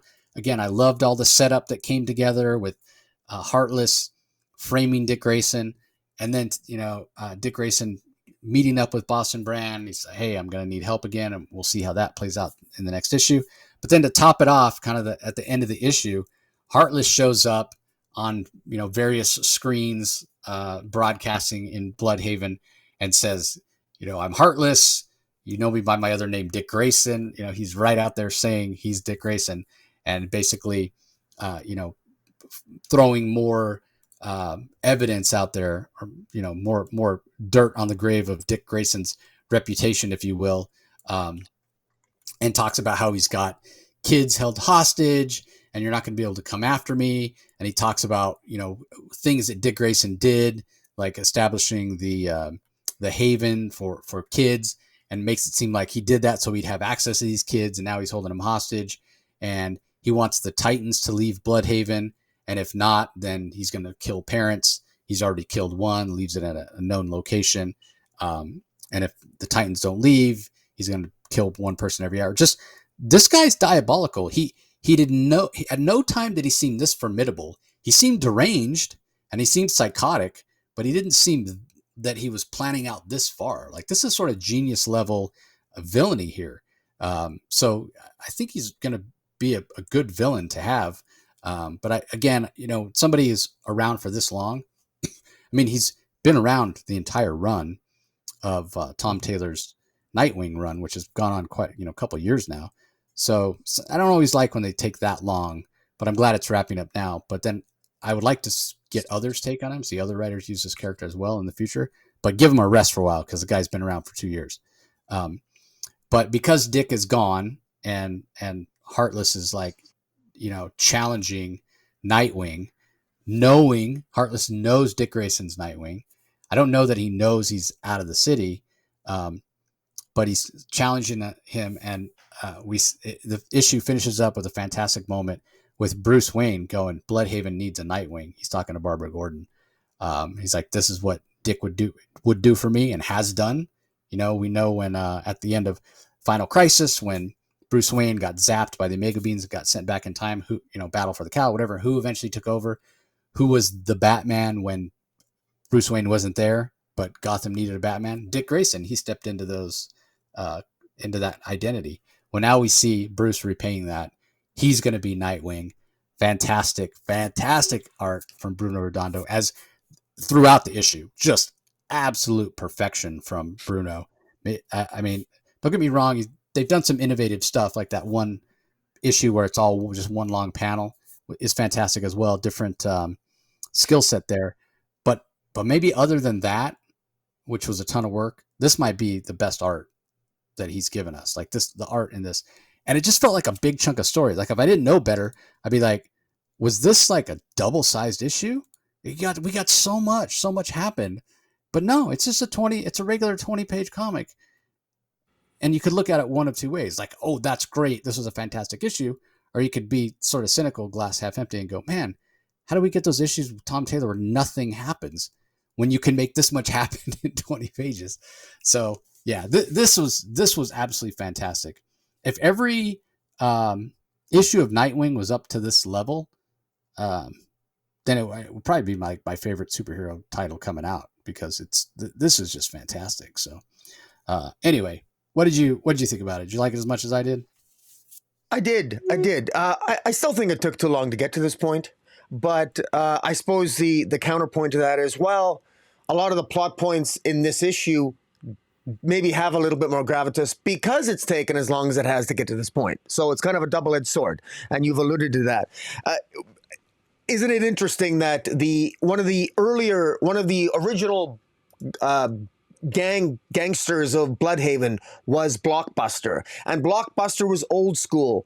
And remember those earlier issues of Tom Taylor's Nightwing, when half the time Nightwing didn't even have to show up because all his friends would show up, the Titans would show up, other superheroes would show up. Why? Because everybody loves Dick Grayson, everybody fights for Dick Grayson, and everybody just shows up and helps Dick Grayson. If there's a hitman wants to take out Dick Grayson, don't worry about it. Lady Shiva has taken the contract to kill Dick Grayson. No, that's not going to happen, because you're going to have the Flash, you're going to have all these people that are going to protect Dick Grayson, and here we have Heartless, and as you said, Heartless has all those victims of Heartless. Now there's a reason for it. They're all somehow related to either Dick Grayson or the Alfred Pennyworth Foundation in some capacity. I mean, it's all a massive setup, and it was very, very important, and I like to see it, that all the heroes that normally show up to protect Dick Grayson because he's so beloved, they have to get the hell out of Bloodhaven. Either get out of Bloodhaven, or Heartless, we're going to start killing more people. And so everything is a setup, and Heartless has done a very good job here, because one of the central questions that I had my serious doubts that Taylor was going to be able to pull this off. Because quite frankly, I thought to myself, well, how smart could Heartless really be? Is it even going to be believable that he's going to be able to pull this off? Now, and it actually possesses enough verisimilitude that I'm entertained. And the cherry on top of this issue, the cherry on top of this dessert, and you said was, man, it just tugged at the heart when Bruce Wayne, the father steps in for the son, flipping that legacy right on his head, saying, you know what, I mean, isn't that great when you're a son that you can rely on a dad like this? This is awesome. It really is. I mean, Heartless, I feel sorry for Heartless. I mean, nothing against Nightwing. Nightwing is awesome. I love Dick Grayson. But I got to tell you, if you're Heartless and you're expecting Dick Grayson under that Nightwing mask, but instead you got Batman in the Nightwing, you're gonna. I think Heartless is gonna find out that what happens when you hurt the son of Batman, and that's really what Dick Grayson is. I love this, and this really raises the stakes, because I know this is a Nightwing comic, but the fact that I love that Bruce Wayne is, because Bruce Wayne's family, this is his son. This is Batman's son. Maybe not biological, but it's got nothing to do with biology. Being a father, it's about the quality of that relationship, and it's just powerful here. And the way Bruno Redondo drew this Nightwing, I love that it doesn't look like Batman is thicker. Batman is a little bit more muscular than Dick Grayson. He's not quite as graceful. And this looks like Batman in a Nightwing suit, and he's got a little bit more grit, and he's even got that little bit of the Batman grit, sort of growl. This was the subtle details in the art, just absolutely perfect, and just really. I don't know how anybody who gets to the end of this issue and you don't have a shit-eating smile on your face, I think something's wrong with you. And the irony is, as much as I've maybe complained a little bit about how much this dragged on, I have to admit that this is kind of a nice payoff. I mean, it's a long wait, but bloody hell, if he didn't kind of like nail this landing, and it's not even over yet. So I'm really curious to see where this is going. I will admit, I don't see why Dick Grayson needs to go to Nanda Parbat or whatever to talk to Deadman. I don't, it seems like maybe there's a psychological element in addition to the element of the fear toxin that influenced Dick Grayson, but it might be a little bit of a weaker plot point to get him out of Bloodhaven. But the fact that it leads to Bruce Wayne stepping into his shoes is just too bloody awesome for me not to love it. So, Tom Taylor, he's done that before. He's kind of annoyed me a little bit, but boy, then he does something like this and he pulls me back full steam. So kudos to him, and thank Bruno Redondo. Fantastic art. Well done. Yeah, I mean, they do give an in-story reason why he can't. He has to go to Nanda Parbat because we know that Deadman sacrificed himself at the end of Night Terror, so he's sort of regenerating, I guess you would say. He's not. He needs that connection. Nanda Parbat's more closely aligned to the afterlife or what have you. But why does he need Deadman's help in the first place? Whether going to Nanda Parbat or just if Deadman was able to come to him or whatever. Yeah, it's not really clear. I guess maybe we'll find out in the next issue.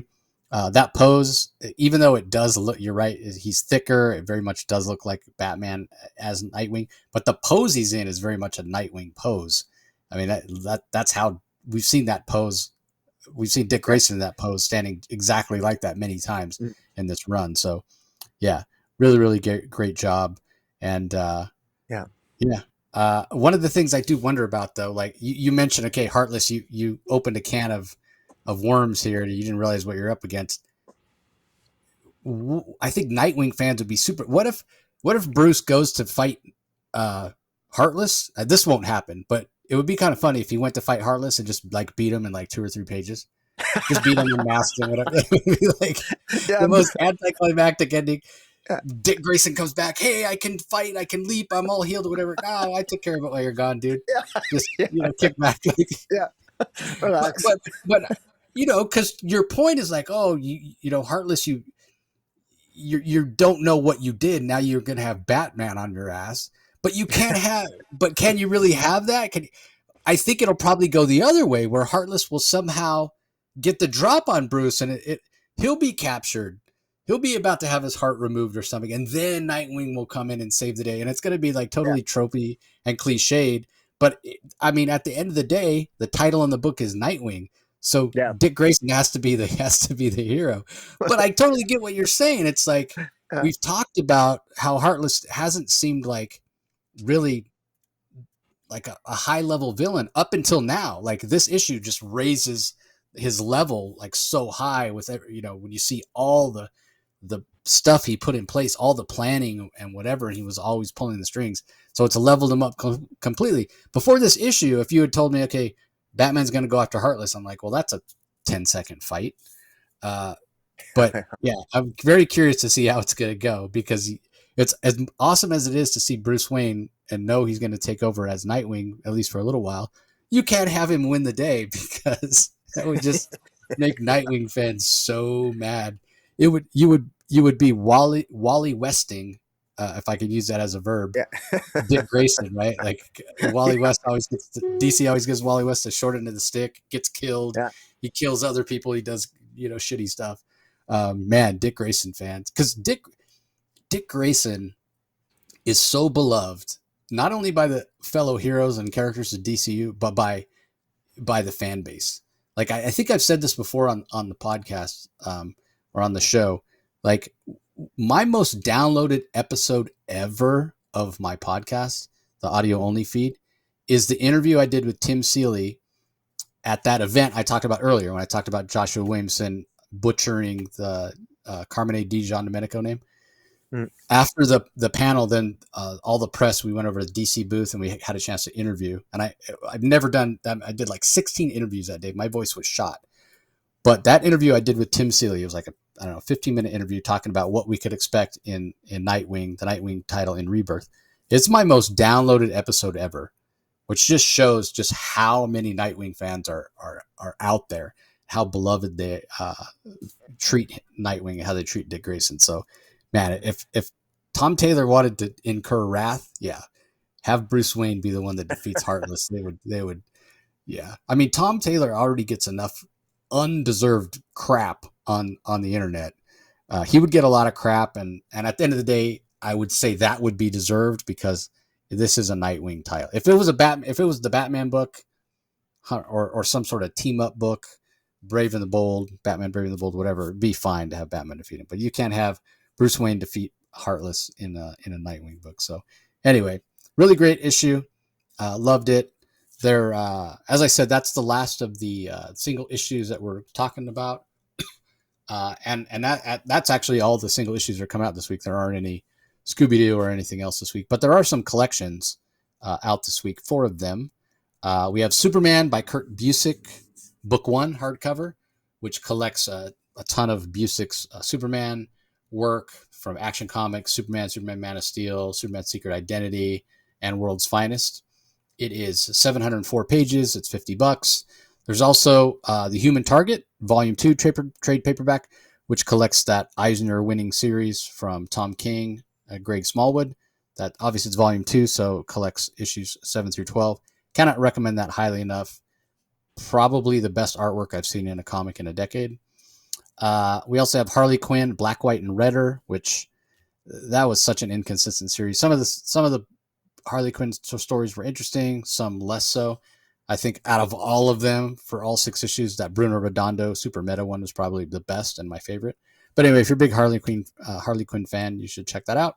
And then we have Absolute Batman and Son by Grant Morrison hardcover, which collects a bunch of Batman and Batman Incorporated issues in an oversized format, because it is that Absolute Edition where things are basically kind of the scale that they're drawn in on the 11 by 17 art pages that artists tend to work on. So if you're a big fan of Morrison or a big fan of his Batman run, which I'm not at all, that's really leaning into the real whiny version of Damian Wayne. But if you're so inclined, you can pick that up as well. So, all right, book of the week, Rocky. I look like I have a black shirt on. I look just like I'm a floating head. Oh yeah.